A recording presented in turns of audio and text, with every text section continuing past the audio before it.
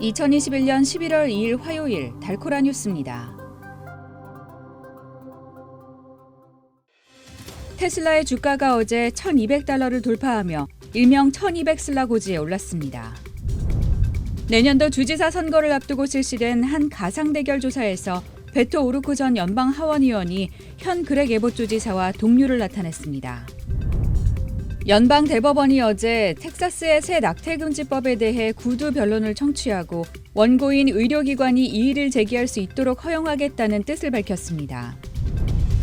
운전면허증을 발급받기 위한 긴 대기 시간으로 주민들의 불편이 커지고 있습니다.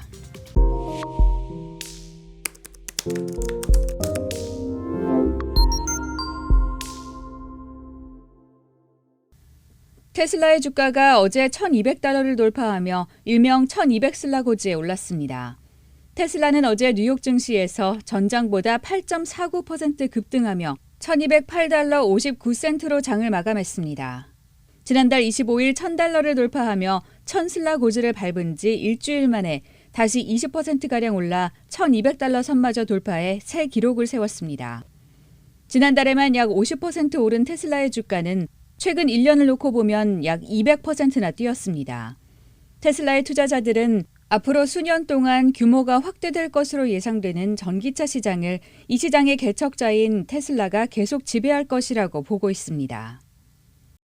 내년도 주지사 선거를 두고 실시된 가상 대결 조사에서 베토 오루크 전 연방 하원의원이 현 그렉 에봇 주지사와 동률을 나타냈습니다. 텍사스 히스패닉 정책재단과 라이스 대학의 베이커 연구소는 지난달 말 텍사스 유권자 1,402명을 대상으로 내년 중간선거에서 주지사로 누구를 뽑을지를 물었습니다. 그 결과 베토 오루크 전 연방 하원의원과 현 그렉 에봇 주지사의 지지율이 오차 범위 내에서 접전을 나타냈습니다. 에봇 주지사는 유권자들 사이에서 44%의 지지를 받아 43%를 받은 오루크 전 의원을 1% 차로 앞섰습니다. 한편 민주당 정치인들은 오루크 전 의원의 주지사 출마를 예상하고 있지만 아직 본인은 출마 여부를 공식적으로 밝히지 않고 있습니다.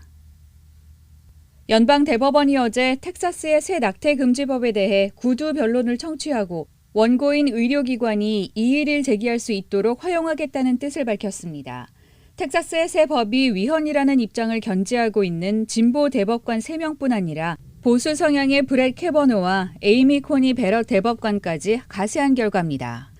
특히 낙태 단속 주체를 주 당국이 아니라 불특정 다수에게 전가한 것과 관련해 베럿 대법관은 의료기관이 개개인과 일일이 소송을 벌여야 하는 문제점을 지적하며 이들의 헌법적 권리가 보장받지 못했다고 텍사스 주정부 측에 문제를 제기했습니다. 다만 연방 대법원이 이의 제기를 받아들였다고 해서 낙태금지법 합헌 여부에 대한 본격적인 심리가 시작되는 것은 아닙니다.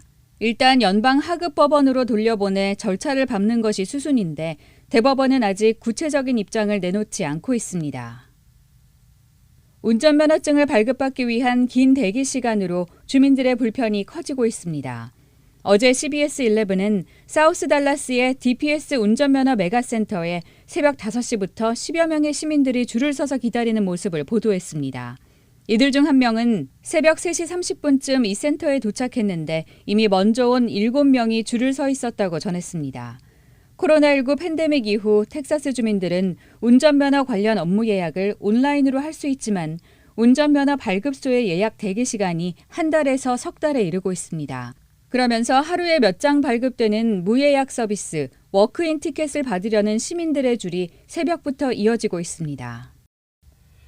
오늘의 단신입니다. 국민의힘 대선 후보 선출을 위해 어제와 오늘 진행된 당원 모바일 투표가 최종 투표율 54.49%로 마무리됐습니다. 내년 대선을 넉 달 앞두고 이재명 더불어민주당 대선 후보를 뒷받침할 선거대책위원회가 출범했습니다. 세계 105개국이 2030년까지 산림 파괴를 멈추고 토양 회복에 나서기로 합의했습니다.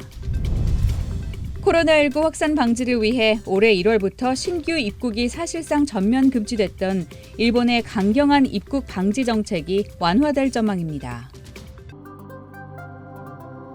지금까지 11월 2일 화요일 달코라 뉴스의 소피아 싱이었습니다.